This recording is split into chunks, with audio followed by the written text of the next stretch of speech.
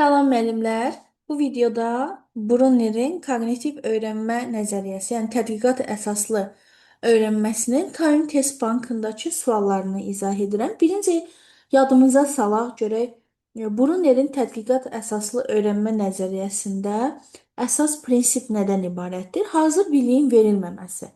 Yəni, müəllim şagirdi mövzunu hazır şəkildə izah etmir. Bunun əvəzinə müəllim şagirdi yönləndirir. Amma bu yönləndirmə də elə olmalıdır ki, dəstək get-gedə tədricən azalsın ki, uşaq müstəqil olaraq özü fəaliyyətə çata bilsin. Scaffolding, yəni bu nəzəriyyənin də içində var. Ona suallar verir müəllim, lazımi resurslarla təmin edir ki, şagirdlər nəticəyə özləri çatsınlar. Öyrənmənin üç mərhələsi hərəki öyrənmə, vizual öyrənmə, eyni zamanda simvolik öyrənmə var bu nəzəriyyəmizdə. Hərəki öyrənmə o deməkdir ki, öyrənməni hərəkətlərlə, əşyalarla birbaşa təmas vasitəsilə, misal üçün uşağın velosiped sürməni öyrənməsi kimi. İkonik, yəni vizual mərhələ odur ki, məlumatlar, şəkillər, diaqramlar və vizual təsvirlər vasitəsilə qavranılır. Simvolik mərhələ buna bəzən məntiqi mərhələ də deyirlər. Artıq mücərrəd simvollardır, düsturlardır, ondan sonra riyazi əməllərdir ki, bax bu şəkildə öyrənmənin baş tutmasını özündə əks etdirir. Sonra nəzəriyyədə spiralvari öyrənmədən danışılır ki, bu da o deməkdir ki, hər hansı bir çətin mövzu uşağa inkişaf səviyyəsinə uyğun formada öyrədilə bilər. Nə formada? Get-gedə sadədən mürəkkəbə doğru izah edilməklə, əvvəlki bilikləri yeni biliklər arasında bir körpü yaratmaqla. Sonra tədqiqat əsaslı öyrənmənin üstünlükləri var ki, şagird özü kəşf edir məlumatı və bu zaman daha gec unudur öyrəndiyini və müstəqil tapmaq şagirddə bir motivasiya, özünə inam yaratmış olur. Standart qəliblərdən kənara çıxıb yaradıcılığını daha da inkişaf etdirir. İndi isə gəlin birinci sualdan başlayaq. Aşağıdakı situasiyalardan hansında müəllimin təlim prosesini Brunnerin yanaşmasına uyğun şəkildə təşkil etdiyi daha aydın görünür. Və deyir, müəllim mövzunu izah eləyərkən əvvəlcə anlayışın tərifini verir, sonra isə şagirdlərdən həmin tərifə uyğun nümunələr tapmağı xahiş edir. Burada mövzunu müəllim özü izah eləyib, uşaq özü nəticəyə çatmayıb deyə bu Brunnerin yanaşması deyil. Müəllim dərsin əvvəlində mövzunun məqsədlərini açıqlayır, sonra təqdimat vasitəsilə mərhələli izah aparır, sonda möhkəmləndirici tapşırıq verir. Burada da izahı müəllim özü verir deyə, uşaq özü bu nəticəyə çatmır deyə, Brunnerin yanaşması deyil. Müəllim qrup işi təşkil edir, lakin qruplara konkret addımlar, hazır cavab forması təqdim edir. Şagirdlər ancaq təlimata uyğun işləyirlər. Burada da cavabları müəllim özü hazır verdiyi üçün, konkret addımları müəllim verdiyi üçün, şagird özü bu nəticəyə gəlmədiyi üçün Brunnerin yanaşmasına uyğun deyil. Müəllim sinifdə müzakirə mühiti yaradır və şagirdlərin bir-biri ilə ünsiyyət qurmasını əsas öyrənmə vasitəsi hesab eləyir. Brunnerin yanaşmasında ön planda olan ünsiyyət deyil. Ön planda ünsiyyət Vygotskin sosial inkişaf nəzəriyyəsində idi. Brunnerin yanaşmasında bayaq dediyim kimi ön planda odur ki, uşaq nəticəyə özü çatsın, müəllim hazır izah verməsin, nümunələr, resurslar təqdim etsin, onun nəticəsində uşaq mövzunu özü anlamış olsun, yeniliyini burada ön planda, yaradıcılığını ön planda tutmuş olsun. Brunnerin yanaşmasına uyğun gələn B-dir. Müəllim yeni mövzunu təqdim etməzdən əvvəl şagirdlərə müxtəlif materiallar paylayır. Bax, mövzunu izah eləmir. Sadəcə resurslarla, materiallarla təmin edir uşaqları. Suallar vasitəsilə onların, yəni şagirdlərin öz müşahidələrindən çıxış edib nəticə çıxarmalarına şərait yaradır. Yəni izahı müəllim özü hazır vermir. Yeni mövzu üçün uşaqlar özləri nəticə çıxarırlar, özləri yeni biliyi əldə etmiş olurlar. Bəli, bu məhz Brunnerin yanaşmasıdır. Cədvələ əsasən uyğunsuzluq, yəni tərsinə işləmək lazımdır. Doğrunun altında yanlış, yanlışın altında doğru olanı seçmək lazımdır. Hər iki ikonik simvolik təqdim etmə formalarından istifadə şagirdin eyni anlayışı müxtəlif səviyyələrdə dərk etməsinə imkan verir, abstrakt məzmunun daha əlçatan öyrədilməsini təmin edir. Bu doğrudur. Yəni bunu dərs izahında da qeyd etmişdik. Brunner deyir ki, tutaq ki, trigonometriya uşağa öyrədiləcək. Bunun üçün onun müəyyən bir sinfə gəlib çatmasını gözləmək, boşuna vaxt itirməyə ehtiyac yoxdur. Yəni hər iki vasitələrlə 10 yaşına uyğun sadə formada başa sala bilərik. Biraz böyüyəndən sonra vizual elementlərlə artıq gəlib həmin sinfə çatanda bəli, o ədədlərlə, simvolik şəkildə öyrənəcək. Yəni uşağın yaşından asılı olaraq bu modellər vasitəsilə onu sadə formada yaşından asılı olmamaq şərti ilə öyrətmək mümkündür. Brunnerə görə şagirdin öyrənməyə marağı mükafat və cəza kimi xarici təsirlərdən daha çox kəşf etmə həvəsi və daxili motivasiya ilə əlaqəlidir. Bu doğrudur. Uşağın özünün kəşf etməsi bu yanaşmada ön plandadır. Spiralvari kurikulum əsas ideyaların tədris boyu mərhələli şəkildə yenidən işlənməsinə imkan yaradır. Hər mərhələdə dərinləşmə şagirdin biliklərini sistemləşdirir. Doğrudur. Brunnerin spiralvari modelində nə demişdik? Misal üçün, tutaq ki, deyirəm, 9-cu sinifə gəlib çatıb trigonometriyaya keçib. Bəlkə də 9-da deyil, mən nümunə olaraq deyirəm, mənim ixtisasım riyaziyyat deyil, xəbərim yoxdur. Ona qədər aşağı yaşlarda da bunu ona sadə formada hərəkə olaraq, vizual olaraq, ikonik olaraq öyrətmək mümkündür. Yəni aşağıdan yuxarıya doğru bu öyrəndiklərini növbəti sinifdə bir daha mürəkkəb şəkildə öyrənmiş olur. Yəni spiralvari dediyimiz əslində burulğanvaridir. Yəni bu burulğan necə get-gedə aşağıdan nazik formada başlayır, daha sonra genişlənir, enlənir. Bax ona bənzəyir. Brunnerin yanaşması şagirdin öyrənmə prosesində fəal rol almasını təşviq edir. Biliklərin tədqiqat yolu ilə əldə edilməsinin öyrənmənin keyfiyyətini artırdığını vurğulayır. Bu da doğrudur. Doğruda yanlış yoxdur. Yanlışda doğru isə 3 ilə 4-dür müəllimlər. A variantı. Üçüncü sual. Hansı situasiya tədqiqat əsaslı öyrənmənin mahiyyətini daha dəqiq əks etdirir? Müəllim bir neçə nümunə təqdim edib. Şagirdlərdən bu nümunələr arasında əlaqə tapmağı istəyir. Daha sonra əldə olunan ideyalar ümumiləşdirilir, qayda formalaşdırılaraq yeni tapşırıqlarda tətbiq olunur. Bu daha çox induktiv məntiqlə öyrənməyə bənzər. Bəli, şagird əlaqə tapır. Lakin kəşf etmə prosesindəki bu uşağın özünün hipotez qurması, yoxlama mərhələsi burada o qədər də ön planda deyil. Müəllim nümunələri nümayiş etdirir. Şagirdlər müxtəlif izahlar irəli sürür. Müəllim müzakirəni yönləndirərək daha uyğun hesab edilən izah üzərində dayanır. Həmin izah əsasında mövzu davam etdirilir.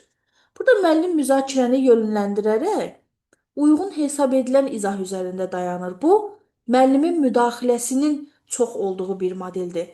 Uşağın özünün tam sərbəst kəşfi deyil. Müəllim eyni anlayışa aid, ancaq fərqli nəticələr verən nümunələr seçir. Şagirdlər fərqlərin səbəbini izah etmək üçün ehtimallar irəli sürür. Bu ehtimalları yeni nümunələrdə yoxlayıb ümumi qaydanı dəqiqləşdirirlər. C variantında müəllim şagirdlərə fərqli nəticələr verən nümunələr təqdim edir. Yəni bir problemli situasiya yaradıb. Şagirdlər bu fərqliliyin səbəbini tapmaq üçün hipotezlər, ehtimallar irəli sürürlər ki, yanaşmamızda ön planda olan budur. Və bu ehtimalları digər nümunələrlə yoxlayırlar, sonda isə ümumi qaydanı özləri dəqiqləşdirirlər. Bu tam olaraq müəllimlər Brunnerin təsvir etdiyi kəşf etmə prosesidir. Ona görə cavabımız C-dir. Müəllim mövzuya aid əsas qaydanı təqdim edir. Şagirdlər isə qaydanın müxtəlif nümunələrdə necə işlədiyini göstərərək onu möhkəmləndirirlər. Burada müəllim qaydanı əvvəlcədən təqdim eləyir, özü hazır şəkildə verir. Uşaqlar özləri kəşf eləmirlər. Əksinə, bu kəşf etmənin yanaşmamızın tam əksidir. Müəllim ardıcıl tapşırıqlar təqdim edir. Şagirdlər bu tapşırıqları yerinə yetirərək mövzuya aid əsas anlayışı mərhələli şəkildə formalaşdırırlar. Bu da addım-addım mərhələli öyrənməyə nümunədir. Şagird sadəcə tapşırığı icra edir. Yəni özü yeni bir prinsip kəşf eləmir. Sadəcə müəllimin qurduğu sistemlə hərəkət edir deyə bu da Brunnerə uyğun deyil. Cədvələ əsasən burada bizdən istənilir uyğunsuzluq. Yəni doğrunun altında yanlış, yanlışın altında isə doğru olan fikirlər. Brunner yanaşmasında müəllim əsas qaydanı əvvəlcədən təqdim eləyir. Şagirdlər daha sonra onu nümunələr üzərində tətbiq edib öyrənirlər. Bu yanlışdır. Çünki müəllimin özünün qaydanı verməsi, müəllimin özünün mövzunu izah etməsi yox, tam tərsinə. Brunnerin yanaşmasında şagirdin özünün öz kəşfi nəticəsində bu nəticəyə, bu qaydaya gəlməsi nəzərdə tutulur. Tədqiqat əsaslı öyrənmə zamanı şagird müşahidələrindən çıxış edərək fərziyyə formalaşdırır və həmin fərziyyənin doğruluğunu yeni situasiyalarda tətbiq etməklə qiymətləndirir. Bu doğrudur. Spiralvari kurikulumda əsas ideyalar təlim prosesi boyunca ardıcıl şəkildə təkrar olunur və hər mərhələdə daha yüksək səviyyəli məzmundan zənginləşdirilir. Bayaq dedimi, onsuz da aşağı siniflərdə bunu öyrənib, yuxarı siniflərdə eyni anlayışa daha mürəkkəb formada nəzər yetirmiş olur ki, bu da spiralın aşağıdan yuxarı genişlənməsi anlamına gəlir. Bəli, bu doğrudur. Brunnerin yanaşmasında əsas məqsəd anlayışların tərifini yadda saxlamaqdır. Şagirdin araşdırma aparması, məna qurması köməkçi rol daşıyır. Xeyr, əksinə, tam tərsinə. Elə Brunnerin yanaşmasında hazır bilik vermək yox, sadəcə yaddaşı, hafizəni gücləndirmək yox, uşağın özünün öz kəşfi nəticəsində yeni mövzu üzrə bir qaydaya, nəticəyə çatması nəzərdə tutulur. Doğrunun altında yanlış olan birdir, uyğunsuzluq olduğu üçün biz tərsinə işləyirik. Yanlışın altında doğru olan isə 3-dür. 1-3 müəllimlər. D variantı. Aşağıdakılardan hansı, gəlin kiçildək testimiz tam görünsün. Brunnerin koqnitiv öyrənmə yanaşmasına uyğundur. Müəllim sinfə müxtəlif fiqur və obyektlər gətirir. Şagirdlər perimetri ölçür, nəticələri lövhədə yazırlar. Müəllim bu nəticələri ümumiləşdirərək perimetrin qaydasını izah edir. Şagirdlər qaydanı yeni nümunələrdə tətbiq eləyirlər. Burada nəticələri ümumiləşdirən, qaydanı izah edən, qaydaya gəlib çatan şagird deyil, müəllimin özüdür. Bu müəllim yönümlü yanaşmadır. Yəni kəşf şagird tərəfindən yox, müəllim tərəfindən sonlandırılır deyə bu Brunnerin yanaşmasına nümunə deyil. B variantı. Müəllim sinfə müxtəlif fiqur və obyektlər təqdim edir. Şagirdlər seçdikləri üsulla perimetri tapır, nəticələri müqayisə edirlər. Müəllimin sualları əsasında şagirdlər nəyi ölçdük sualına ortaq izah qurur, ümumi qaydanı ifadə edirlər. Burada deməli,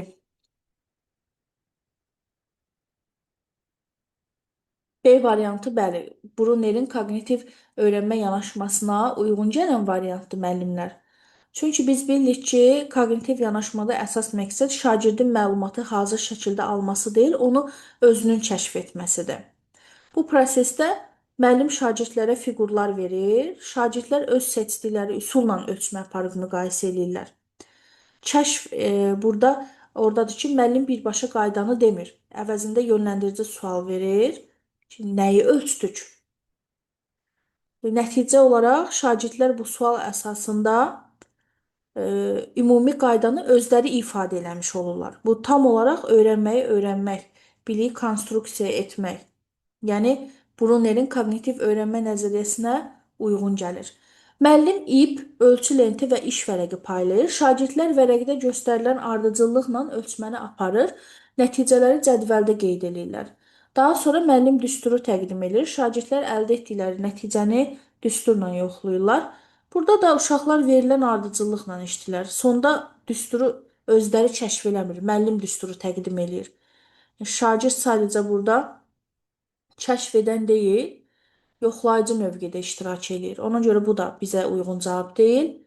Müəllim lövhədə bir nümunə üzərində perimetrin tapılmasını mərhələli şəkildə göstərir. Şagirdlərə oxşar tapşırıqlar verib qısa müzakirə aparır. Daha sonra müəllim perimetrin standart düsturuna əsaslanaraq tapşırıqların yerinə yetirilməsini təşkil edir. Burada da görürük ki, daha çox modelləşdirmə üsuluna uyğundur. Birbaşa təlim modelinə uyğun bir şeydir. Kəşf etməyə yer qalmır, çünki mərhələli şəkildə müəllim özü hamısını uşaqlara təqdim edib. Müəllim perimetr anlayışını təqdim edib, düsturu izah edir, şagirdlərə müxtəlif fiqurlar verir və perimetri hesablama tələb edən tapşırıq verib, sonda şagirdlər perimetr nədir sualına cavab tapırlar. Burada da ki, Anlayışı müəllim özü izah edir. Özləri uşaqlar kəşf yolu ilə tapmırlar. Anlayışı özü təqdim edir, düsturu özü izah edir müəllim. Yəni, klassik dərs nümunəsidir. Keçək 6-cı sualımıza. Cədvələ əsasən bizdən burada istənilir uyğunluq. Yəni doğrunun altındakı doğru, yanlışın altındakı yanlışlar. Spiralvari kurikulum yanaşmasında əsas ideyalar müxtəlif mərhələlərdə yenidən nəzərdən keçirilir.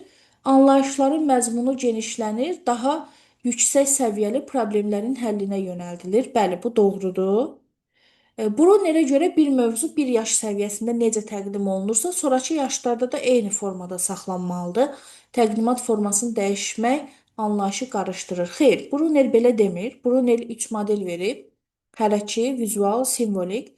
Uşağın yaşına uyğun şəkildə aşağıdan yuxarıya öyrətmə prosesi bu modellərlə onların yaşına uyğun həyata keçirilməlidir. Demir ki, bütün yaşlarda eyni cür öyrət. Brunerə görə şagirdlər yeni bilikləri oxşarlıq və fərqləri müəyyənləşdirməklə kateqoriyalara ayırır. Bu prosesdə anlayışlar mərhələli şəkildə sistemləşdirilir. Və bu doğrudur. Bruner yanaşması biliyin ilkin olaraq sosial münasibətlər və qarşılıqlı təsir prosesində meydana gəldiyini ön plana çıxarır. Xeyr, bu da Vygotsky yanaşmasına uyğundur. Brunerin yanaşmasında deyir ki, bilik uşağın öz kəşfi nəticəsində meydana çıxır, ön plana çıxır. Doğrunun altında doğru olan 1, yanlışın altında yanlış olan 4. Cavab 1, 4, B variantı.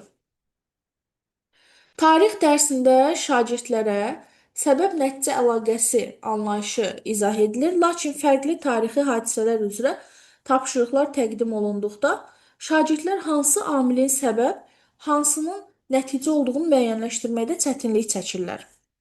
Bu anlayışın şagirdlər tərəfindən kifayət qədər mənimsənilmədiyini göstərir. Şagirdin çətinliyi hansı pedaqoji yanaşma ilə daha səmərəli şəkildə aradan qaldırıla bilər?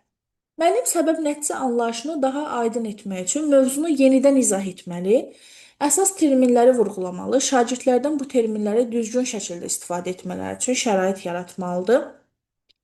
Bu Brunerin mövzusunda verildiyi üçün bizim seçəcəyimiz cavab da Bruner yanaşmasına uyğun olmalıdır. A variantında müəllim özü mövzunu izah etdiyi üçün, uşaqlar özləri kəşf eləmədiyi üçün bizim yanaşmamıza uyğun metod deyil. Müəllim tarixi hadisələrin səbəb-nəticələrini hazır sxem cədvəllər şəklində təqdim edib, bu strukturu yadda saxlamalarına yönəltməlidir. Burada da müəllim özü hazır verib, uşaqlar özləri kəşf eləməyib deyə Brunerin yanaşmasına uyğun deyil. Şagirdlərin çaşqınlığının qarşısını almaq üçün müəllim hər hadisə üzrə səbəb-nəticəni özü müəyyənləşdirməli, bunu model kimi təqdim etməlidir. Burada da müəllim özü səbəb-nəticəni müəyyənləşdirir. Halbuki uşaqlar özləri buna öz kəşfləri nəticəsində çatmalıdırlar. Bu da yanaşmamıza uyğun həll yolu deyil. Deyir ki, şagirdin çətinliyi hansı pedaqoji yanaşma ilə daha səmərəli aradan qaldırıla bilər? Yəni, Brunerin yanaşmasına uyğun olanı istəyir bizdən. Mövzunun möhkəmləndirilməsi məqsədi ilə müəllim səbəb-nəticə əlaqəsinə dair çoxsaylı testlər tətbiq edib düzgün cavabı məşq etdirməlidir. Burada da uşağın özünün nəsə bir yeni kəşf etməsi yoxdur deyə bizim yanaşmaya uyğun deyil. Müəllim şagirdləri hadisələri, sxemlər və zaman oxları üzərində təhlil etməyə cəlb etməli. Bu təsvirlərdən çıxış edərək səbəb-nəticə əlaqələrini özlərinin, yəni şagirdlərin özlərinin qurmasına şərait yaratmalıdır. Bəli, uşaqlar burada son nəticəyə özləri çatırlar, hazır bilik əldə etmirlər, öz kəşfləri ilə buna yetmiş olurlar, çatmış olurlar deyə yanaşmamıza daha uyğun gələn müəllimlər E variantıdır. Müəllim bərabərlik anlayışını lövhədə simvolik nümunələrlə izah edir. Bununla belə bəzi şagirdlərin bərabər işarəsini yanlış anladığını görür. Yanaşmanı dəyişərək saydaşları ilə bərabərliyi fiziki şəkildə qurma tapşırığı verir. Şagirdlərdən müşahidələrini qısa ifadə etmələrini istəyir, sonra yenidən yazılı nümunələrə qayıdır. Bu yanaşma niyə Brunerin yanaşmasına uyğundur? Çünki mövzular daha sürətli tamamlanır, dərsin tempi qorunur. Xeyr. Çünki şagirdlər ünsiyyətdə olduqda öyrənmə avtomatik güclənir, sosial qarşılıqlı təsir əsas mexanizmə çevrilir. Xeyr, bu ünsiyyət ön planda Vygotsky-dədir, Brunnerdə deyil. Çünki bilik ifadə formaları əsasında, deyir axı, simvolik olaraq çatdırılır. İfadə formaları əsasında ardıcıl şəkildə formalaşır. Daha çətin səviyyədən konkret təqdimata keçid isə qavrayışı gücləndirir. Bəli, spiralvari öyrədilir də uşaqlara müəllimlər. Sadədən mürəkkəbə doğru. Bu həqiqətən də Brunnerin yanaşmasına uyğun belə deyim də izahdır. Çünki düzgün cavabın erkən verilməsi yanlış anlayışların yaranmasının qarşısını alır, səhv ehtimalını azalır. Xeyr, bu da əsas məqsədimiz deyil. Çünki müəllim qiymətləndirmə meyarını əvvəlcədən verdikdə şagirdlər gözlənilən nəticəyə daha asan uyğunlaşır. Xeyr, bu da yanaşmamızın prinsipi deyil. Aşağıdakı hallardan hansında müəllimin şagirdlərə dəstəyi Brunnerin təlim yanaşmasına daha çox uyğun gəlir? Müəllim mürəkkəb tapşırığı mərhələlərə ayırır, hər mərhələnin icra qaydasını nümunə üzərində nümayiş etdirir. Şagirdlər təqdim olunan ardıcıllıq əsasında tapşırığı yerinə yetirirlər. Burada görürük ki, uşaqlar müəllimin verdiyi ardıcıllığı sadəcə təkrarlayırlar. Bu Brunnerin kəşf etmə ruhuna ziddir. Daha çox mexaniki təkrardır. Müəllim tapşırıq üzərində işləyərkən şagirdlərin ehtiyacına uyğun suallar təqdim edir. Şagirdlər ideyalarını formalaşdırdıqca dəstəyin səviyyəsini tədricən artırır, azaldır. Bəli, Brunnerin yanaşmasına görə düzgün cavabımız məhz B variantıdır. Brunnerə görə müəllim şagirdə elə dəstək olmalıdır ki, şagird sonda müstəqil şəkildə problemi həll edə bilsin.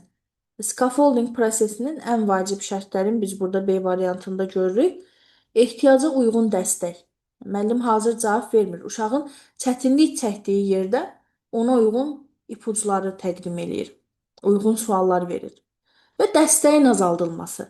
Şagird mövzunu anladıqca, öz ideyalarını formalaşdırdıqca müəllim yardımı tədricən azaldır.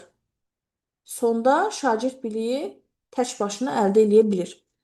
Müəllim tapşırıq zamanı başlıca istiqamətləri verir, şagirdlərin cavablarını izləyib müzakirə gedişində daha səmərəli yanaşmanı ön plana çəkir. Burada da əsas istiqaməti müəllim hazır şəkildə özü verir.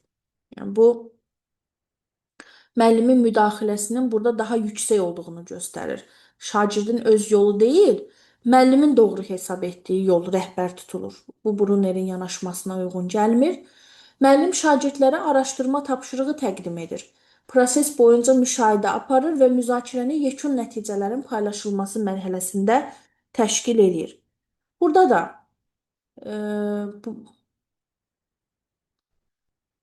Brunnerin yanaşmasına əsasən müəllim yönləndirici rolda olmalıdır. Amma burada görürük ki, proses boyunca həm müşahidə edici, həm də ən sonda müzakirəni təşkil edən roldadır. Yəni baş roldadır müəllim.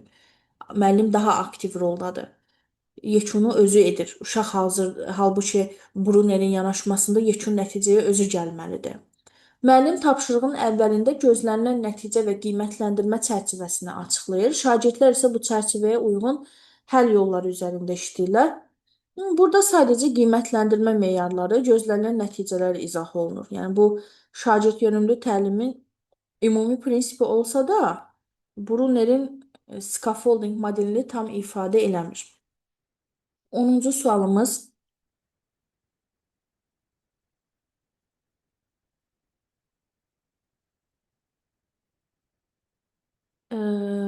hansı situasiya Brunner yanaşmasına daha uyğundur? Müəllim sıxlıq mövzusunda düsturu yazır, nümunələri həll edir.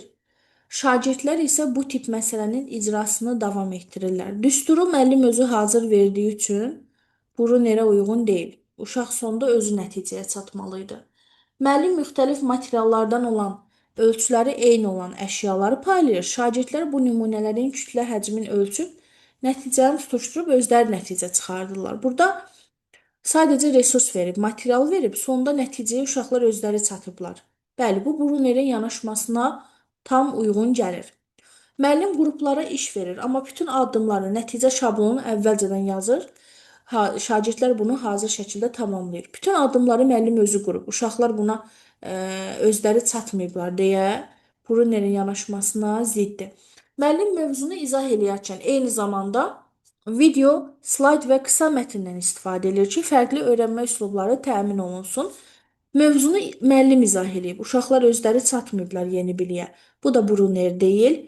Müəllim müzakirə təşkil edir. Şagirdlər bir-birinin fikirlərini inkişaf etdirir, müəllim ümumiləşmə aparır. Yəni sonda Brunnerin yanaşmasında ümumiləşdirmə şagird tərəfindən öz gəldiyi nəticəyə əsaslanmalıdır. Amma burada son ümumiləşməni müəllim aparır.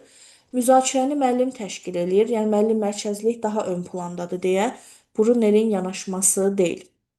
Müəllim yol hərəkəti ilə bağlı müxtəlif situasiyaları əks etdirən illüstrasiyalar təqdim edib. Bu təsvirlərdə təhlükəsiz davranış əlamətləri ilə risk yaradan əlamətləri müəyyənləşdirməyi tapşırır. Yəni şəkillər göstərir uşaqlara. Şagirdlər situasiyaları təhlükəsiz və təhlükəli olaraq müqayisə edib fərqləndirirlər. Hər bir təsvir üzrə bu şəklə əsasən uşaq nə etməlidir sualına cavabı şəkildə verilən konkret əlamətlərə, dəlillərə istinad etməklə əsaslandırırlar. Hmm, aşağıdakılardan hansı verilmiş situasiya ilə daha çox uyğunluq təşkil edir? Müəllim sağlam qidalanma ilə bağlı şəkilləri göstərir, şagirdlər onları sağlam və zərərli başlıqları ilə qruplaşdırır. Sonra müəllim düzgün cavabları elan edir. Nəticədə şagirdlər əsasən müəllimin izahına əsaslanıb səbəbi yazırlar. Burada situasiyamızda görürük ki, uşaqlar bu şəklə əsasən uşaq nə etməlidir?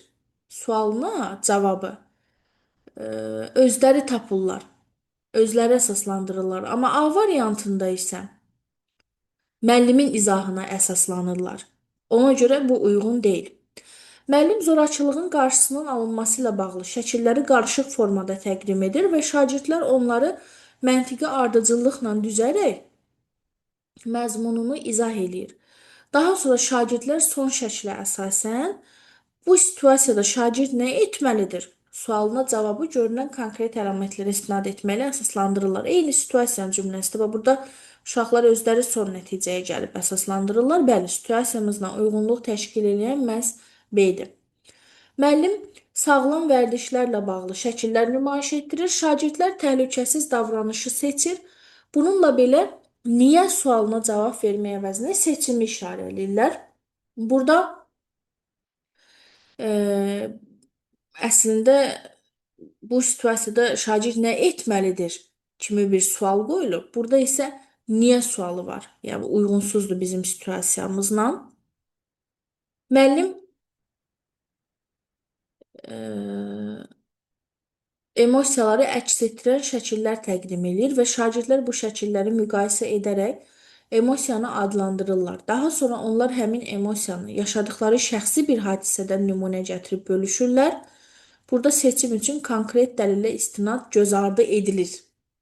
Yəni, burada situasiyamızda deyir, konkret əlamətlərə istinad edirlər. Burada deyir, konkret əlaməti görməzdən gəlir, göz ardı edilir. Yəni, situasiya ilə əksdir, uyğun deyil. Müəllim internet təhlükəsizliyi ilə bağlı şəkil təsvirlər göstərir. Şagirdlər situasiyanı müqayisə edir və nə etməlidir sualını cavablandırır. Lakin əsaslandırma məncə belədir səviyyəsində qalır. Yəni öz şəxsi fikrini, öz şəxsi subyektiv yanaşmasını ön planda tutur. Halbuki situasiyamızda deyir ki, əlamətlərlə, dəlillərlə əsaslandırmalıdır. Mən belə düşünürəm mövqeyində qalmalı deyil. Tənqidi təfəkkürünü ön plana qoyaraq, ondan istifadə eləyərək əsaslandırmalıdır ki, niyə mən belə düşünürəm? Amma burada niyə mən belə düşünürəm deyib əsaslandırmır. Sadəcə məncə belə səviyyədədir deyir, elə o cürdə qalır. Əsaslandırma yoxdur. Ən uyğun gələn bu səbəbdən B-dir. Müəllim yeni mövzunu izah edərkən şagirdlərdən əvvəl mövzu ilə bağlı bildiklərini xatırlamalarını istəyir. Daha sonra onları müxtəlif tapşırıqlar vasitəsilə anlayışı qarşılaşdığı nümunələr üzərində tətbiq etməyə və əvvəl öyrəndikləri mövzularla əlaqə qurmağa yönəldir. Dərsin sonunda şagirdlər anlayışı həm real situasiyalarla, həm də ümumi prinsiplər səviyyəsində izah eləyə bilirlər. Brunnerin koqnitiv öyrənmə nəzəriyyəsinə görə bu proses əsasən nəyi göstərir? Deməli, əvvəlcə köhnə biliklər xatırlanılır. Əvvəlki dərslərlə əlaqə qurulur, düzdür? Sonra öyrəndiklərini tətbiq eləyirlər. Əvvəlki öyrəndikləri ilə əlaqələr qururlar. İndi görək burada buna uyğun nə var? Şagirdlər təqdim olunan məlumatı mövcud formada qəbul edir, əsas diqqəti onun dəqiq saxlanılmasına yönləndirir. Xeyr, yadda saxlamaq yox, burada uşaqlar tətbiq eləyirlər, izah eləyirlər. Yəni xatırlamadan daha üstün bir mərhələni biz burada anlamaq, tətbiq etmə fəaliyyətlərini görürük. Anlayış konkret tapşırıqların icrası ilə məhdudlaşır və fərqli vəziyyətlərə daşınmır. Xeyr, təkcə tapşırığı icra etmirlər axı. Uşaqlar həm də real situasiyalarla izah eləyirlər. Yəni işlədiklərini izah eləyə də bilirlər. Təkcə icra etməklə məşğul deyillər. Şagirdlər anlayışı əvvəlki biliklər üzərində quraraq tədricən daha ümumi və çevik şəkildə istifadə edə bilirlər. Bəli. Deyir axı mövzu ilə bağlı bildiklərini xatırlayırlar uşaqlar və onun üzərindən yeni mövzunu qurmuş olurlar. Yeni mövzu üçün bünövrə köhnə biliklərdir burada. Bəli, C variantı situasiyamızla tam uyğunluq təşkil eləyir müəllimlər. Öyrənmə prosesi idrak gedişinin əvvəlcədən planlaşdırıldığı və şagird fəaliyyətinin bu çərçivədə yönləndirildiyi model kimi qurulur. Xeyr, yəni müəllimin qoyduğu qayda üzrə getmir proses. Uşaqların özlərinin aktiv iştirakı görürük ki, ön plandadır. Müəllim sadəcə əvvəldən keçirilənləri xatırladır. Uşaqlar isə tapşırıqları işləyə-işləyə, real situasiyalarla əsaslandıraraq, izah eləyərək yeni biliyi özləri mənimsəmiş olurlar. Buna görə D də yanlışdır. Öyrənmə daha çox müşahidə olunan reaksiya dəyişiklikləri üzərindən qiymətləndirilir. Burada xeyr, qiymətləndirmə haqqında ümumiyyətlə heç nə yoxdur. Uşağın aktiv fəaliyyəti verilibdir bizə. 13. Eyni mövzu biri hazır təriflərin verilməsinə, digəri isə şagirdlərin nümunələr üzərində işləyərək nəticəyə gəlməsinə əsaslanan iki fərqli yanaşma ilə tədris olunur. Aşağıdakı fikirlərdən hansı verilmiş öyrənmə yanaşması ilə ziddiyyət təşkil edər? Öyrənmənin əsas məqsədi şagirdlərin təqdim olunan məlumatı dəyişmədən mənimsəməsi, sonradan tətbiq etməsi. Yəni necə var elə də əzbərləsinlər, tətbiq eləsinlər. Burada deyir ki, eyni mövzu, biri hazır tərifin verilməsinə, digəri isə uşaqların nümunələr üzərində işləyib özlərinin nəticəyə gəlməsinə əsaslanan iki fərqli yanaşma ilə tədris olunur. Ziddiyyət təşkil edən əslində A variantıdır. Çünki burada görürük ki, uşaqlar özləri nəticəyə gəlirlər. Belə bir yanaşma da var. A variantında da deyir ki, yox, hazıra nazir onlara bilik verilir. Onlar məlumatı dəyişmədən mənimsəyirlər. Yəni bunlar bir-biri ilə əksdir də müəllimlər. Ziddiyyət təşkil edir. İndi digərlərinə də baxaq. Şagirdlərin fəal şəkildə iştirak etdiyi təlim prosesi anlayışların daha çevik istifadəsinə imkan yaradır. Bu ziddiyyət deyil, bu uyğunluqdur. Bəli, situasiyamızda da uşaq fəal olaraq işləyib özü nəticəyə gəlir, B variantında da. Anlayışların müxtəlif vəziyyətlərdə tətbiqi onların daha dərin qavranılmasına şərait yaradır. Bəli, nümunələr üzərində işləyirlər də, tətbiq eləyirlər. Bu da uyğunluqdur, ziddiyyət deyil. Tədris məzmununun şagirdlərin mövcud bilik və təcrübələri üzərində qurulması öyrənməni asanlaşdırır. Burada görürük ki, uşaqlar özləri nəticəyə gəlirlər, həqiqətən də öz təcrübələri üzərində qururlar yeni mövzunu, kəşf etmiş olurlar. Bu da uyğunluqdur, ziddiyyət deyil. Dil və simvolik ifadələr anlayışların ümumiləşməsində mühüm rol oynayır. Ki, burada da nümunələr verilib də uşaqlara. Yəni, bu da uyğunluqdur, ziddiyyət deyil. 14. Brunnerin irəli sürdüyü biliklərin təqdim olunma yollarını verilmiş situasiyalarla uyğunlaşdırın. Riyazi əməliyyatı öyrənərkən irəli-geri addımlamaq, əşyaların yerini dəyişmək, fiziki hərəkətlər etmək anlayışı mənimsəyirlər, etməklə. Hərəkətlərlə isə hərəkətdir də, hərəkət əsaslı öyrənmədir. A-nı yazırıq 1-ə.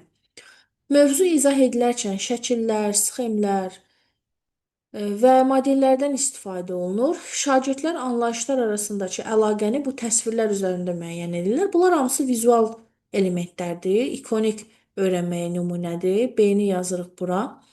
Şagirdlər anlayışları sözlərlə izah edir, qaydaları ifadə edir, məntiqi işarələrdən istifadə edirlər. İşarələr isə müəllimlər bu təbii ki, bizim simvolik modelə uyğun gəlir. C-ni də yazırıq bura. A, B, C. Cavab olur A variantı. Növbəti sual. Aşağıdakı fikirlərdən hansı Brunelin tədqiqat əsaslı öyrənmə yanaşmasına daha çox uyğundur? Müəllim anlayışın, tərifin, qaydasını əvvəlcədən izah edir. Sonra şagirdlər bu qaydanı oxşar tapşırıqda tətbiq edirlər. Burada müəllim tərifi, qaydanı özü izah edir. Uşaqlar özləri kəşf edib nəticəyə çatmırlar deyə Brunerə uyğun deyil. Şagirdlərin mövzunu daha tez mənimsəməsi üçün müəllim mümkün qədər çox hazır nümunə, həll üsulu göstərir. Həll üsulları müəllim özü verir. Halbuki bunun elin yanaşmasına əsasən uşaq özü kəşf edərək bunu tapmalıdır. Bu da uyğun gəlmədi. Şagirdlərə anlayışla bağlı müxtəlif situasiyalar təqdim olunur. Onlar müşahidə aparır, proqnozlar verir. Müəllimin istiqamətləndirici sualları əsasında anlayışın mahiyyətini müəyyənləşdirirlər. Və burada əsas anlayışı müəllim vermir. Müəllim sadəcə situasiyalar, ipucları, fasilitatorluq eləyir. Və anlayışı uşaqlar axırda özləri gəlib çatırlar, özləri kəşf eləmiş olurlar. Bəli, bu Brunerin yanaşmasına müəllimlər uyğun gəlir. Öyrənmənin səmərəliliyi əsasən şagirdin qaydanı dəqiq yadda saxlaması, imtahan zamanı düzgün tətbiq etməsidir. Xeyr, burada hazıra nazir uşaq sadəcə yadında saxlamır, Brunerə görə özü kəşf edib yeni biliyi əldə etməlidir. Bu da uyğun deyil. Abstrakt anlayışlar şagirdlərə yalnız müəyyən yaş mərhələsinə çatdıqdan sonra və birdəfəlik şəkildə təqdim edilməlidir. Bu da Brunerə uyğun deyil, çünki Bruner tam tərsinə deyir, uşağın yaşından asılı olmayaraq müxtəlif modellərlə hərəki, ikonik, simvolik, onun yaşına uyğun istənilən anlayışı ona öyrətmək mümkündür. Hətta deyir ki, filan yaşa qədər çatmasını gözləmək bu tamamilə yanlışdır. 16. Aşağıdakı fikirlərdən hansı yanlışdır? Baxaq. Deyir, öyrənmə prosesi şagirdin mövcud bilik və təcrübələri üzərində qurulduqda yeni anlayışların daha mənalı şəkildə formalaşması mümkündür.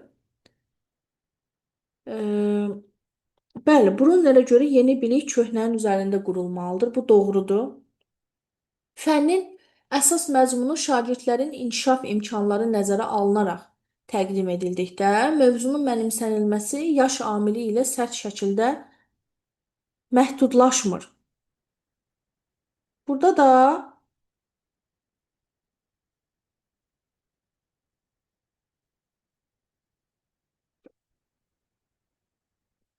həqiqətən də Brunerin yanaşmasını biz müşahidə edirik. Yuxarıdakı sualda da mən bunu izah elədim ki, Brunner deyir ki, yaşı filan yaşa çatsın deyə hər hansısa bir məlumatı o yaşda öyrənsin deyə gözləməyə heç bir şəkildə ehtiyac yoxdur. İstənilən yaşda istənilən məlumatı müxtəlif modellərlə uşaq öyrənə bilər. Tədris prosesində eyni anlayışlara müxtəlif mərhələlərdə yenidən müraciət olunması, onların zamanla daha geniş, mürəkkəb şəkildə dərk edilməsinə şərait yaradır. Bu da spiralvari öyrənmənin ön planda tutur. Spiralvari öyrənmənin tərifidir. Eyni anlayışa müxtəlif mərhələlərdə yenidən qayıtmağı özündə əks etdirir. Anlayışlar fəaliyyət, təsvir və işarələr vasitəsilə fərqli formalarda təqdim oluna bilər və bu təqdimatlar təlim prosesində bir-birini tamamlayacaq şəkildə istifadə edilə bilər. Bəli, Brunerin 3 mərhələsi, hansı ki, hərəki, ikonik, simvolik öyrədilmənin ön planda tutulduğu bir fikirdir. Öyrənmənin daha səmərəli olması üçün əvvəlcə mövzunun əsas məzmunu izah edilməli. Sonrakı mərhələdə isə şagirdlər bu çərçivə daxilində fəaliyyət göstərməlidirlər. E variantı bizə lazım olan, yanlış olan cavabdır. Çünki kəşf etmə ardıcılığı Brunerin nəzəriyyəsində proses bir növ nümunədən qaydaya doğru induktiv getməlidir.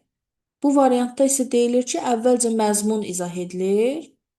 Bu tədqiqat əsaslı öyrənməyə yox, daha çox ənənəvi öyrənməyə uyğundur. Yəni uşağın aktiv iştirakı deyir də Bruner. Brunerə görə şagird məlumatı hazır çərçivə daxilində almır. O həmin çərçivəni, həmin qaydanı özü kəşf edib qurmalıdır.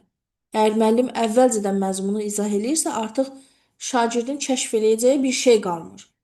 Bu səbəbdən E variantı yanlışdır. Çünki müəllim əvvəlcə məzmunu burada izah eləyir. Müəllim enerji mənbələri mövzusunu gündəlik həyat situasiyaları və vizual materiallarla təqdim edir. Şagirdlər isə müşahidələrinə əsasən izah formalaşdırır. Müəllimin yönləndirici sualları ilə anlayışları dəqiqləşdirib, sonrakı həftələrdə eyni anlayışları daha mürəkkəb kontekstdə yenidən tətbiq edirlər. Bu yanaşmanın tədrisdə əhəmiyyətini daha yaxşı ifadə edən fikir hansıdır? Burada müəllimlər, gəlin tək-tək nəzər yetirək. Şagirdlərə hazır məlumat verilmədiyi üçün dərsin vaxtı daha səmərəli istifadə olunur, nəticədə öyrənmə daha tez tamamlanır. Burada deyilir ki, öyrənmə daha tez tamamlanır. Bu səhvdir. Əksinə, tədqiqat əsaslı öyrənmə ənənəvi metoddan daha çox vaxt aparır. Çünki uşaq özü axtarır, araşdırır, amma daha keyfiyyətli olur. Ona görə düzgün ifadə eləmir bu variant. Şagirdlər bilikləri öz fəaliyyəti əsasında qurduğuna görə anlayışlar daha davamlı mənimsənilir, yeni situasiyalara uyğunlaşdırma imkanları genişlənir. Bəli, bizim düzgün variantımız məhz B variantıdır. Brunerin iki əsas prinsipini biz burada görürük ki, bir, biliyin öz fəaliyyəti əsasında qurulması, yəni müəllim izah eləmir. Şagirdlər vizual materiallar, müşahidələr əsasında özləri izah formalaşdırırlar, özləri kəşf edirlər. Bir də digər bir prinsip yeni situasiyalara uyğunlaşdırma. Burada deyilir ki, sonrakı həftələrdə eyni anlayışlar daha mürəkkəb kontekstdə yenidən tətbiq edilir. Bu, spiralvari yanaşmanın əsas xüsusiyyətidir. Bilik dərindən mənimsənilir ki, şagird onu fərqli və mürəkkəb hallarda yenidən istifadə edə bilsin. C variantı. Şagirdlər müxtəlif öyrənmə üslublarına uyğun material gördüyünə görə dərsdə fərqliləşmə avtomatik təmin olunur. Fərqliləşmə diferensiasiya anlamına gəlir. Bizim Brunerin yanaşmasında fərqliləşmə əsas hədəf deyil. Situasiyada söhbət öyrənmənin keyfiyyətindən, mürəkkəbləşməsindən gedir. Ona görə bu da doğru deyil. Şagirdlər qrup şəklində işlədiyinə görə sosial qarşılıqlı təsir əsas öyrənmə mexanizminə çevrilir, nəticələr daha stabil olur. Əvvəlki testlərdə də dedim, sosiallıq Brunerdə yox, Vygotskydə daha çox ön plandadır. Həm də situasiyamızda şagirdlərin qrup şəklində işləməsi, sosial qarşılıqlı təsir haqqında heç bir məlumat yoxdur. Burada vurğu daha çox koqnitiv kəşf üzərindədir. Şagirdlər mövzunun mərhələli keçdiyinə görə qiymətləndirmədə səhv ehtimalı azalır. Bununla belə nəticələr daha obyektiv ölçülür.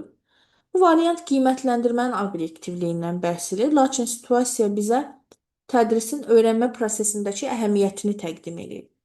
Ona görə ən uyğun fikir məhz B variantındadır.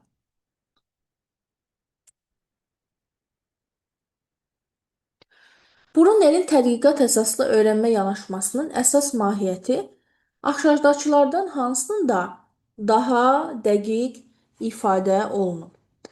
Öyrənmə müəllimin məlumatı mərhələli və sistemli şəkildə təqdim etməsi nəticəsində baş verir. Şagird isə verilən bilikləri sadəcə möhkəmləndirir. Burada deyilir ki, müəllim məlumatı hazır təqdim edir. Yəni izahı özü verir. Bu bizim yanaşmamıza tamamilə ziddir. Çünki Brunerin yanaşmasında uşaq özü məlumatı kəşf yolu ilə əldə etməlidir. Şagird bilikləri hazır formada qəbul eləyir. Onları təkrarlamaqla möhkəmləndirir, araşdırma fəaliyyəti isə əlavə motivasiya vasitəsi kimi istifadə olunur. Bu, Brunerin kəşf etmə məntiqinin tam əksidir. Araşdırmanın sadəcə əlavə motivasiya kimi göstərilməsi Brunerin yanaşmasını bir növ kiçiltməkdir. Çünki onun üçün araşdırma elə dərsin əsas mərkəzindədir. Yəni burada uşaq Brunerin yanaşmasında biliyi hazır əldə eləmir. Əksinə, özü kəşf yolu ilə bu biliyə çatır. Şagird anlayışları müşahidə, sual vermə və araşdırma yolu ilə özü kəşf edir. Müəllim isə bu prosesin məqsədə uyğun davam etməsini istiqamətləndirir. Bəli, bizim doğru cavabımız məhz C variantıdır. Burada tədqiqat əsaslı öyrənmə modelinin mahiyyətini e, üç əsas hərəkətlə ifadə ediblər. Bir, şagirdin rolu, anlayışları müşahidə, sual vermə, araşdırma yolu ilə özünün kəşf etməsi. Bu, Bruner üçün ən vacib şərtdir. Biri şagirdə xaricdən verilmir, şagird özü bunu yaradır. İki, müəllimin rolu. Müəllim pasiv deyil, amma mühazirəçi də deyil. O prosesin davam etməsi üçün fasilitator, istiqamət verici roldadır. Üç, proses. Yəni, öyrənmə hazır faktların yadda saxlanması yox, suallar vasitəsilə irəliləyən bir araşdırma prosesinə çevrilib. Öyrənmə əsasən sosial qarşılıqlı təsir və qrup müzakirələri vasitəsilə formalaşır. Fərdi idraki fəaliyyət ikinci planda qalır. Bu, Lev Vygotsky'yə aid bir fikirdir. Bruner fərdi idraki fəaliyyətə, kəşfə daha çox önəm verir. Şagirdin öyrənməsi daha çox mükafat və cəza mexanizmləri ilə tənzimlənir, kəşf fəaliyyəti isə məhdud rol oynayır. Bu da behaviorizm nəzəriyyəsinə aiddir. Bruner isə kognitiv psixologiyanın nümayəndəsidir və öyrənmənin daxili maraqla baş verdiyini müdafiə edir. 19. Müəllim kəsr anlayışını əvvəlcə meyvələrin bölünməsi üzərində göstərir, sonra şəkilli modellərdən istifadə edir. Bax, hər iki meyvələri böldülər. Şəkil vizual, düzdür? Sonda isə kəsirləri riyazi işarələrlə ifadə edilir. Bu da simvolik öyrənmədir. Bu yanaşma Brunerin təlim nəzəriyyəsinə uyğun olmasının əsas səbəbi nədir? Çünki mövzu real həyat nümunələri ilə izah edildikdə uşağın marağı artır. Xeyr. Çünki müəllim müxtəlif vasitələrdən istifadə etməli, dərsi əyləncəli eləyir. Xeyr. Yəni bu uşağın maraqlı olması dərsdə, əylənməsi deyil bizim öncəliyimiz bu yanaşmada. Çünki bilik konkret təcrübədən başlayaraq getdikcə daha mücərrəd təsvirlərə doğru inkişaf etdirilir. Bəli, spiralvari öyrənməni özündə əks etdirir də, bu getdikcə dərinləşmə. Bu, Brunerin yanaşmasına görə məhz əsas səbəbdir. Çünki mövzuya çoxsaylı nümunələr verildikdə uşaqlar daha az səhv eləyirlər. Xeyr, bu da əsaslı fikir deyil. Çünki müəllim anlayışı əvvəlcə sadələşdirir, sonra isə çətinləşdirərək qiymətləndirmə aparır. Burada isə dərin öyrənmədən daha çox qiymətləndirmə prosesi ön planda olduğu üçün düzgün açıqlama deyil. Aşağıdakı fikirlərdən hansı Brunerin irəli sürdüyü spiralvari kurikulum anlayışını doğru ifadə edir? Tədrisin məzmunu elə qurulmalıdır ki, hər mövzu başa çatdıqdan sonra ona yenidən qayıdılmasın və növbəti mövzuya keçirilsin. Xeyr, əksinə deyir ki, irəli siniflərdə o mövzuya yenidən qayıtsınlar uşaqlar, daha dərinləşdirsinlər. Burada deyir ki, amma qayıdılmasın. Mürəkkəb anlayışlar şagirdlərin idraki baxımdan tam hazır olduğu mərhələdə və birdəfəlik şəkildə təqdim edilməlidir.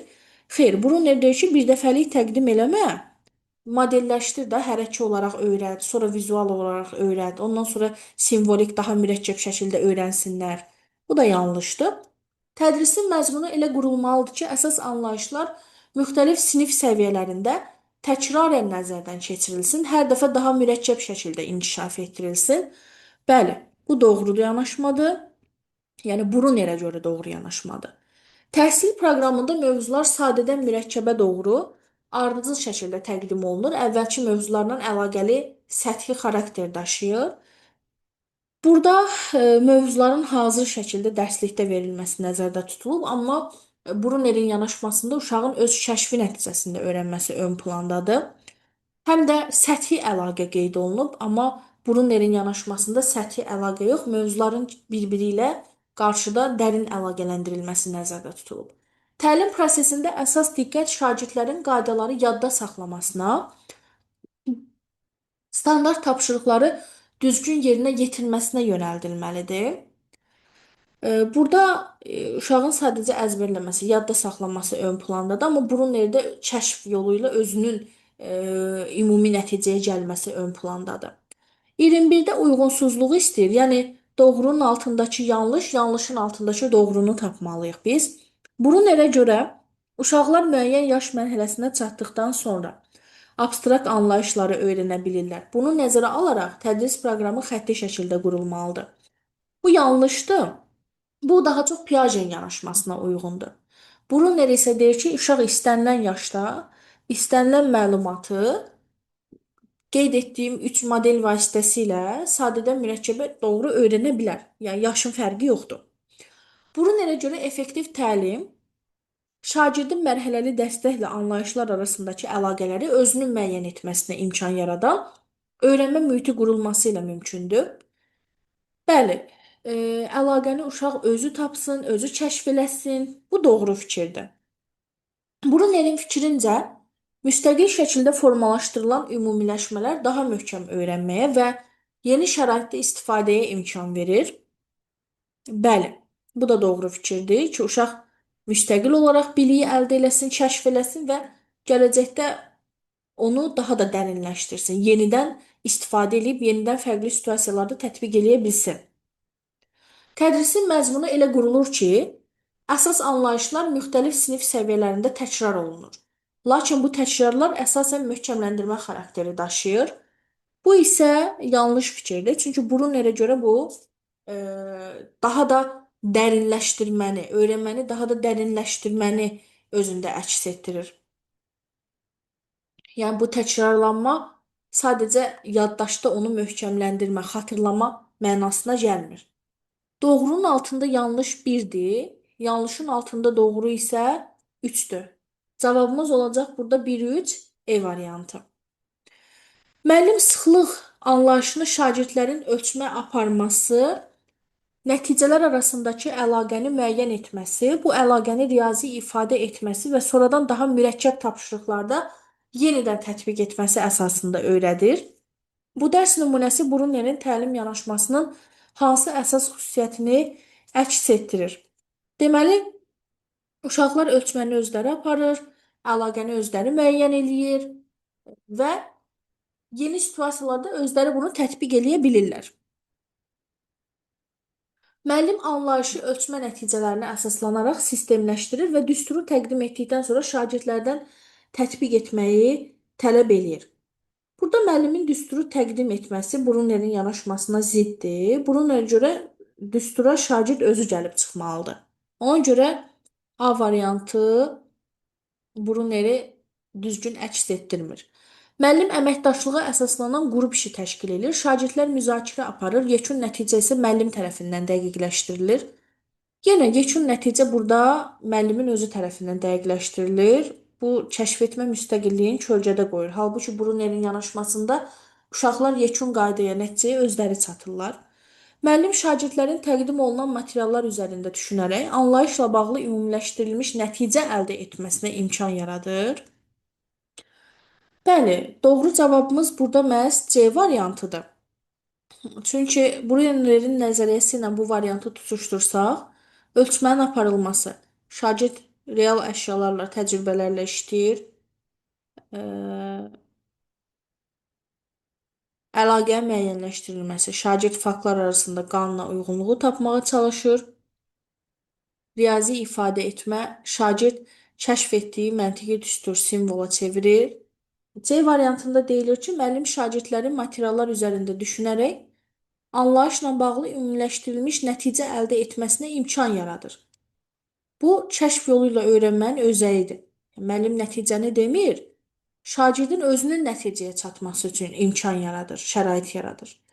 Müəllim anlayışı vizual, şifahi və yazılı vasitələrlə izah edir ki, fərqli öyrənmə üslubları nəzərə alınsın. Burada müəllim hazıra-nazır izah etdiyi üçün, uşaq özü bu nəticəyə çatmadığı üçün yanlışdır. Həm də ki, bu daha çox Gardnerin çoxnövlü zəka öyrənməsinə uyğun bir fikirdir. Brunerin əsas hədəfi kəşf prosesidir. Fərqli üslublarla izah etmə deyil. Müəllim prosesi addım-addım modelləşdirir, hər mərhələni nümayiş etdirir, şagirdlərdən eyni ardıcıllığı təkrar etməsini gözləyir. Burada da hər şeyi müəllim edir də, uşağın kəşf edəcəyi bir şey qalmır. 23.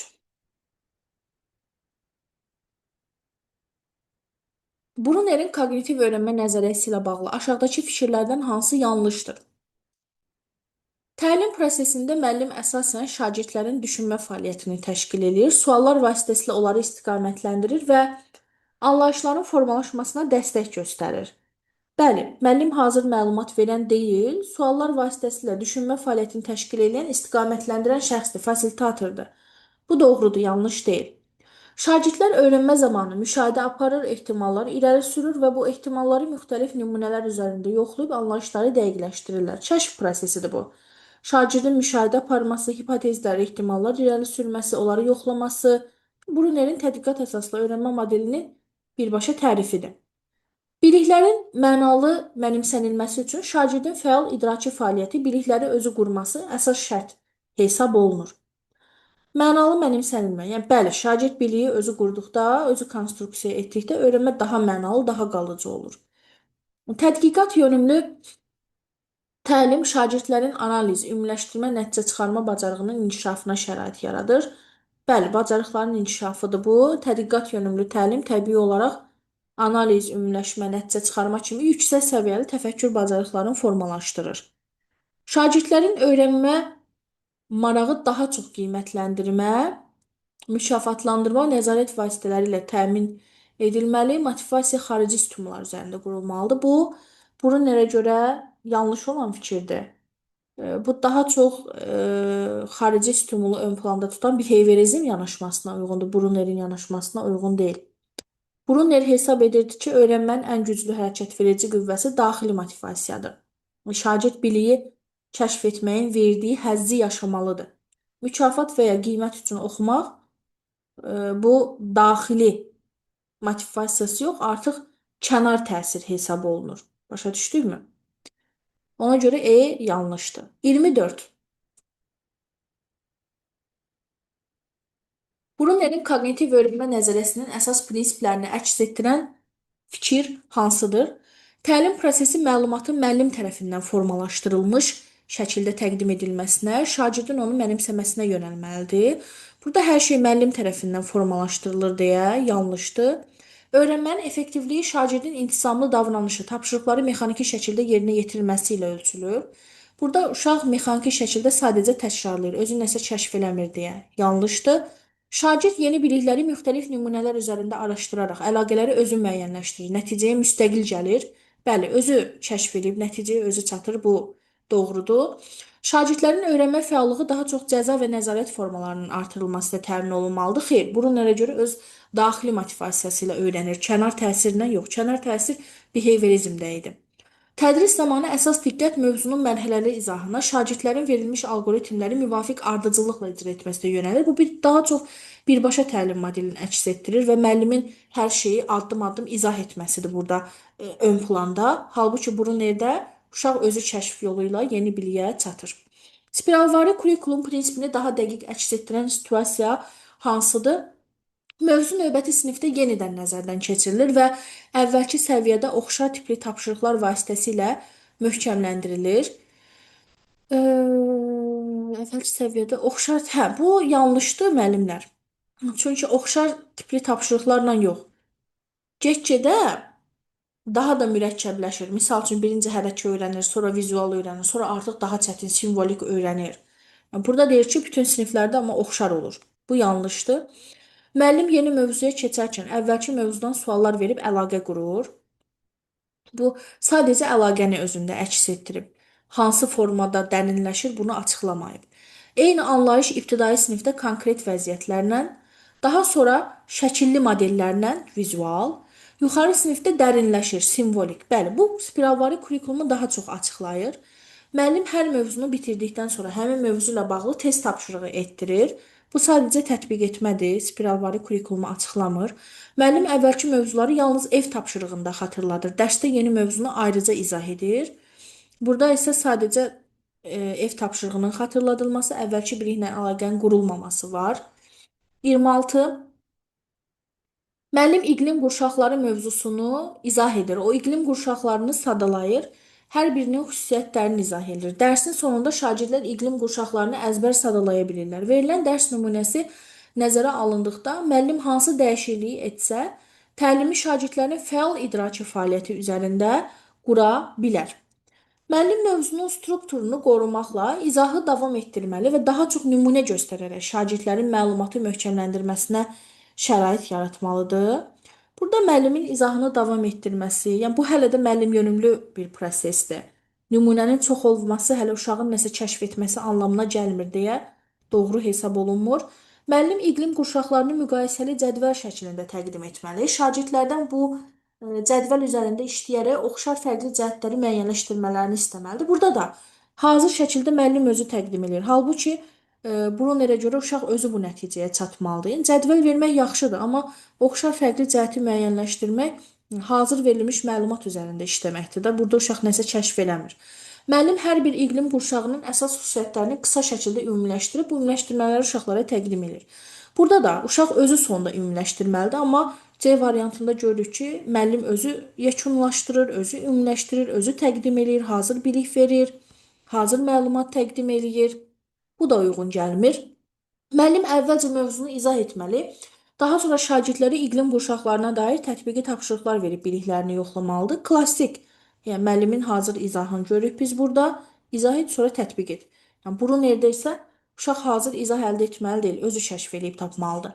Müəllim müxtəlif ölkələr üzrə temperatur və yağıntının göstəricilərini təqdim edib, şagirdləri bunları qarşılaşdırmağa yönəldib, onlar əsasında iqlim qurşağının xüsusiyyətləri ilə bağlı fikir formalaşdırması şərait yaratmalıdır. Bəli, ümumi fikir axırda uşağın özü tərəfindən formalaşır. Axırda nəticəyə özü çatır, özü kəşf edir. Bu Brunerin yanaşmasına daha çox uyğun gəlir. 27. Brunerin koqnitiv öyrənmə nəzəriyyəsi ilə bağlı hansı fikirləri yanlış hesab etmək olar? Müəllim məlumatı birbaşa təqdim edən tərəf kimi deyil, şagirdlərin düşünmə fəaliyyətini planlaşdıran, suallarla yönləndirən, ehtiyac olduqda dəstək göstərən fasilitator kimi çıxış edir. Bu düzdür. Tədqiqat əsaslı təlimdə şagirdlər fərziyyələrini fakt və nümunələrlə əsaslandırır, daha sonra onları yoxlayaraq daha etibarlı nəticəyə gəlirlər. Bəli, şagirdlər özləri öz fərziyyəsi ilə nəticəyə gəlirlər, yoxlayırlar özləri. Bu doğrudur. Şagird tədqiqat prosesində müşahidə və təhlil apararaq nəticə çıxarır. Bəli, şagird nəticəyə özü çatır burada. Bu proses biliklərin şagird tərəfindən daha mənalı mənimsənilməsinə şərait yaradır. Doğrudur. Şagirdin öyrənməyə marağı əsasən xarici amillərlə formalaşdırılır. Buna görə də təlimdə motivasiyanı artırmaq üçün stimullaşdırıcılardan istifadə məqsədə uyğundur. Burada yanlışdır bu variant müəllimlər. Doğru deyil. Niyə doğru deyil? Çünki xarici amillərlə formalaşma burada yazılıbdır. Halbuki Brunerin nəzəriyyəsində uşaq öz daxili motivasiyası ilə öyrənməyə yönəlibdir. Yəni, bu xarici amil kənar təsir nəticəsində öyrənmə behaviorizm yanaşmasındadır. Burada deyil. Təlim prosesində əsas məqsəd şagirdlərə hazır və strukturlaşdırılmış biliklərin sistemli ötürülməsi, onların bu biliklərdən istifadə etməsinə şərait yaratmaqdır. Yenə burada da hazır bilik ötürmək verildiyi üçün təbii ki, yanlış yanaşmadır. 4-5 yanlışlar C variantı. 28.